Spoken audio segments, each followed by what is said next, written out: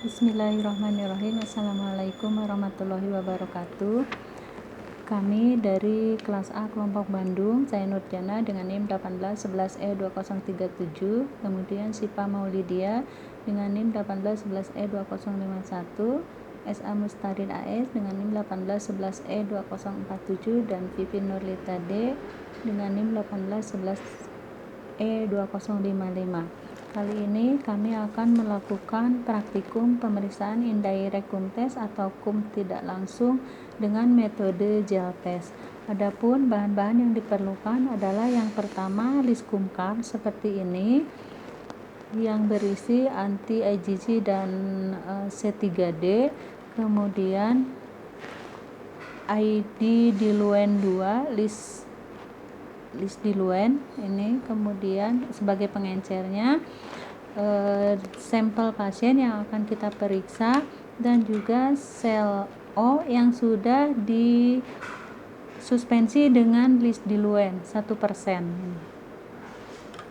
Caranya adalah yang pertama pipetkan 50 sel pada microtube. Nah, caranya ke dinding microtube seperti ini ya teman-teman, jangan sampai langsung ke gelnya. Kemudian 25 mikroplasma atau serum yang akan kita periksa. Nah, kalau ini harus tegak lurus pada microtube, jangan menempel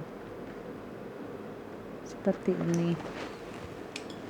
Nah, kemudian kita ketuk-ketuk. Nah, setelah kita ketuk-ketuk, kita inkubasi di 37 derajat Celcius selama 15 menit. Kenapa harus kita inkubasi? Karena indirect cum test ini mengharapkan adanya sensitisasi secara in vitro, jadi di luar tubuh pasien, sensitisasi atau pelekatan antibodi IgG-nya. Nah, teman-teman harus diperhatikan tadi pada pemipetan untuk gel test ini pada microtube tidak boleh nempel ke dekat gelnya ya, atau langsung masuk ke gelnya untuk red cell atau untuk sel darah merah, tapi harus ke dindingnya supaya dia membentuk dulu genangan seperti ini, jadi tidak langsung masuk ke dalam gel. Karena kalau masuk langsung ke dalam gel, nanti yang ketangkap adalah antibodi dari yang ada di sel darah merah ini, bukan di plasmanya. Nah, untuk plasma harus tegak lurus seperti ini, tidak boleh menempel ke dinding maupun masuk ke sel darah merahnya ya. Nanti kita lihat untuk gradasi positifnya ya, gradingnya bagaimana dikatakan positif. Nah, positif 4 itu garis membentuk garis, sel darah merahnya membentuk garis seperti ini di atas teman-teman. Kemudian kalau positif 3 ada garis di atas sel darah merah, ada masuk sedikit, sel darah merahnya agak masuk ke sini, jadi ada tetesan seperti tetesan.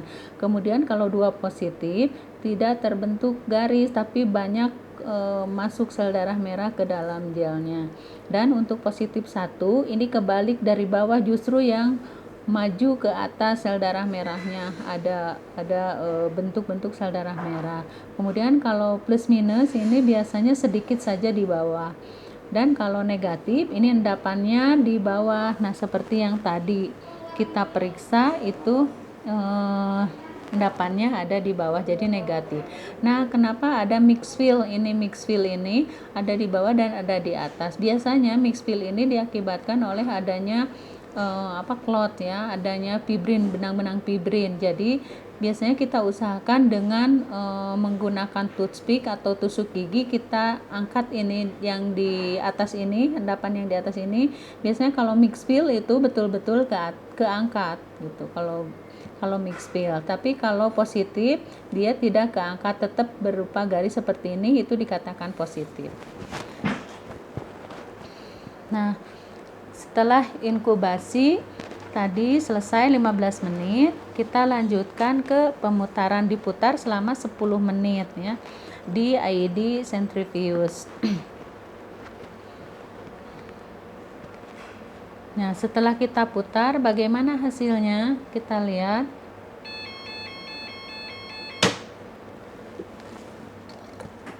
Nah, ini setelah kita putar. Ini hasil pemeriksaan yang kita lakukan tadi. Ternyata hasilnya negatif. Negatif ya. Endapannya ada di bawah teman-teman seperti ini. Nah, kalau untuk gel test ini tidak perlu menggunakan CCC atau cum control cell. Jadi sudah cukup seperti ini, bisa dikatakan ini valid pemeriksaannya. Itu saja yang dapat kami sampaikan untuk kesempatan kali ini. Terima kasih atas perhatiannya. Billahi taufiq wal hidayah. Assalamualaikum warahmatullahi wabarakatuh.